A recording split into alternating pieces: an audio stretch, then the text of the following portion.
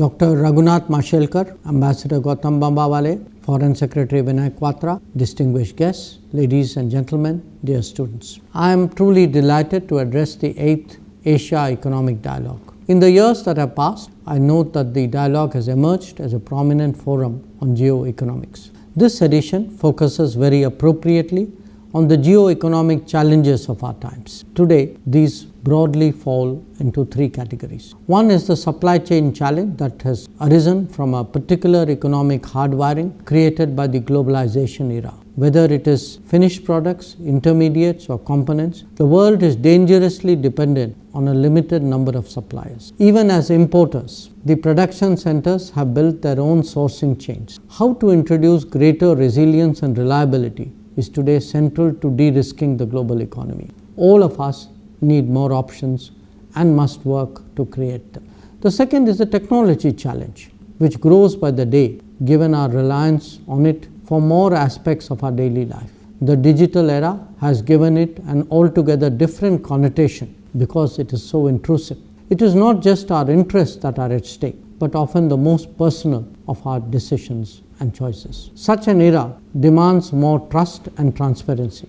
But in fact, we are seeing the reverse where technology providers are concerned. The third is the challenge of over-concentration stemming from the nature of globalization. They are heightened by unpredictability and opaqueness. We discovered this most sharply during the COVID period. But from time to time, we are also reminded when market dominance is weaponized. For the global south, this is particularly serious given the extent of its dependence. These three phenomena have come together particularly impactfully when we consider the evolution of critical and emerging technologies. And we all know that this is indeed the era of AI, of EVs, chips, green and clean technologies. What we are confronting is no longer a matter of comparative economic advantage, if it ever was. We are actually talking about the future of the global order.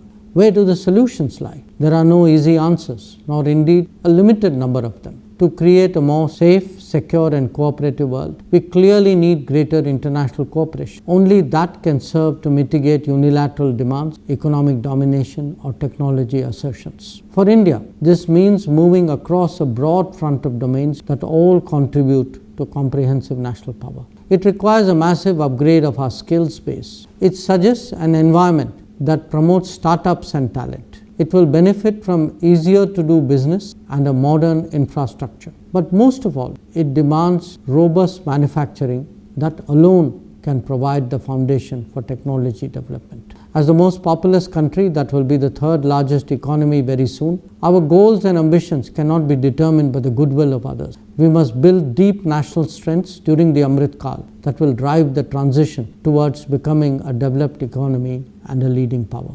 This is the vision of the Modi government, and our initiatives and programs of the last decade are aimed to this very end. Perhaps there is no better audience to appreciate it than one in Pune, which has such a long record of industrial manufacturing. I thank you all for your attention and wish you productive deliberation.